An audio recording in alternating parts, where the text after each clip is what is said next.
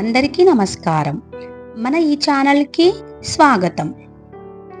మంచితనం అనేది ఒక వరం, కానీ ఆ మంచితనానికి లోకజ్ఞానం తోడవకపోతే అది మన జీవితాన్ని చీకట్లోకి నెట్టేస్తుంది.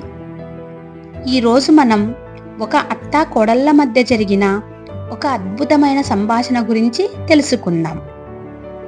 ఇది కేవలం కథ కాదు, మనలో చాలామంది జీవితం. కొత్తగా పెళ్ళై ఆ ఇంటికి వచ్చిన కోడలు, చిన్న పిల్లలంతా అమాయకురాలు. ఎవరైనా కష్టంలో ఉన్నారంటే తన దగ్గర ఉన్నది ఇచ్చేస్తుంది. తనను ఎవరైనా తక్కువ చేసి మాట్లాడినా అది తన తప్పు అనుకొని సరిదిద్దుకోవడానికి ప్రయత్నిస్తుంది. ఎదుటివారు తన మంచితనాన్ని వాడుకుంటున్నారని తెలిసినా పోనీలే పాపం, వాళ్ళకి అవసరం ఏమో అని సర్దుకుపోయే మనస్తత్వం ఆమెది. కానీ లోకం చాలా విచిత్రమైనది. మనం ఎంత వంగి ఉంటే అంతగా తొక్కాలని చూస్తుంది. ఆ కోడలి మంచితనం ఆమెకు బలం కాకుండా ఆ ఇంట్లోనూ బయట ఒక బలహీనతగా మారిపోయింది. ప్రతి ఒక్కరూ ఆమెని ఒక పని మనిషిలాగానో లేక మాటలు పడడానికి ఉన్న ఒక బొమ్మలానో చూడడం మొదలుపెట్టారు. ఇదంతా గమనిస్తున్న ఆమె అత్తగారు ఒక పండితురాలు కాదు, కానీ జీవితం నేర్పిన పాఠాలు తెలిసిన జ్ఞాని. తన కోడలి కళ్ళల్లో కనిపిస్తున్న ఆవేదనను ఆమె గుర్తించింది. తన కోడలికి మంచితనం ఉంది, కానీ దాన్ని ఎలా కాపాడుకోవాలో తెలియడం లేదని ఆమెకు అర్థమైంది. ఒకరోజు సాయంత్రం అత్తగారు వంటగదిలోకి వెళ్ళి పాలు కాచుతున్నారు. కోడలని దగ్గరికి పిలిచారు. అమ్మా, ఇటురా, ఇక్కడ చూడు, మన కళ్ళ ముందే 3 రకాల వస్తువులు ఉడుకుతున్నాయి. ఒకటి పాలు, రెండోది నీళ్లు, మూడోది నూనె. ఇవి 3 మనకు అవసరమే, కానీ ఈ మూడిటితో మనం ఎలా ఉండాలో నేర్చుకోకపోతే మన చేతులు కాలిపోతాయి. మొదట ఈ పాలను చూడు తల్లి. ఇవి పొంగుతున్నప్పుడు మనం కొంచెం చల్లని నీళ్లు చల్లితే అవి వెంటనే శాంతిస్తాయి.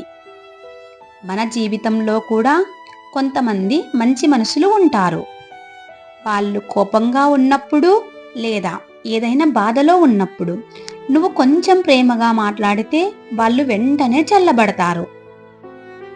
అలాంటి మనుషుల దగ్గర నువ్వు కొంచెం తగ్గి ఉన్నా తప్పులేదు, ఎందుకంటే వాళ్ళు నీ విలువ తెలిసిన వాళ్ళు. ఇక ఈ మరిగే నీళ్లను చూడు, అవి బుడగలు వస్తూ తెర్లుతున్నాయి.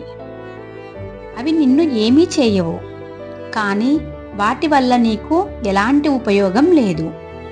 అంటే లోకంలో కొంతమంది స్వార్థపరులు ఉంటారు. వాళ్ళు నీ అవసరం ఉన్నంత వరకే నీ చుట్టూ తిరుగుతారు. వాళ్ళకి నువ్వు ఎంత ఇచ్చినా తక్కువే. అలాంటి వారితో నువ్వు గౌరవంగా ఉండు, కానీ పొరపాటున కూడా అతిగా దగ్గరవ్వకు. వాళ్ళతో నీ దూరం ఎంత ఎక్కువ ఉంటే నీ ప్రశాంతత అంత ఎక్కువగా ఉంటుంది. కానీ తల్లి, అన్నిటికన్నా ప్రమాదకరమైనది ఈ మరిగే నూనె. ఇందులో ఒక్క నీటి చుక్క పడినా చాలు, అది ఎగిరి నీ కళ్ళను ముఖాన్ని కాల్చేస్తుంది. లోకంలో కొంతమంది విషపూరితమైన మనుషులు ఉంటారు. నువ్వు ఎంత మంచి చేసినా దాన్ని వాళ్ళు చెడుగానే మారుస్తారు. నువ్వు సహాయం చేసినా సరే నిన్ను నిందిస్తారు. అటువంటి వారి దగ్గర నువ్వు మాట్లాడకూడదు, వాదించకూడదు.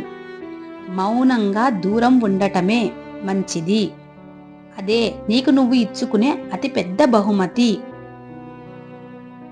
గుర్తుంచుకో తల్లి, వంట చేసేటప్పుడు ఏ పాత్రను ఏ క్లాత్తో పట్టుకోవాలో మనకు తెలుసు. పాత్రను బట్టి మన పట్టు మారుతుంది. జీవితం కూడా అంతే.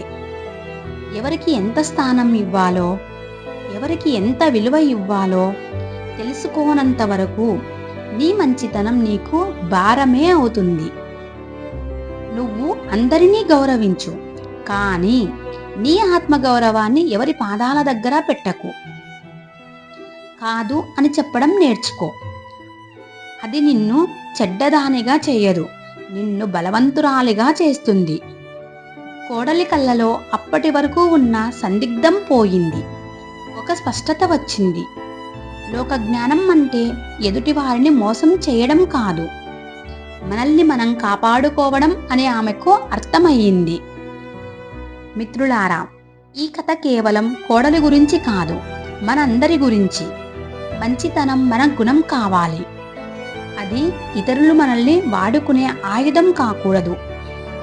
ఈ కథ మీకు నచ్చితే మీ జీవితంలో జరిగిన ఇలాంటి అనుభవాన్ని కామెంట్ రూపంలో తెలపండి. మరిన్ని జీవిత పాఠాల కోసం మన ఈ ఛానల్ని సబ్స్క్రైబ్ చేసుకోండి. ఈ వీడియో మీకు నచ్చితే లైక్ చేసి షేర్ చేయండి. ఇలాంటి మరిన్ని కథలతో మళ్ళీ కలుద్దాం.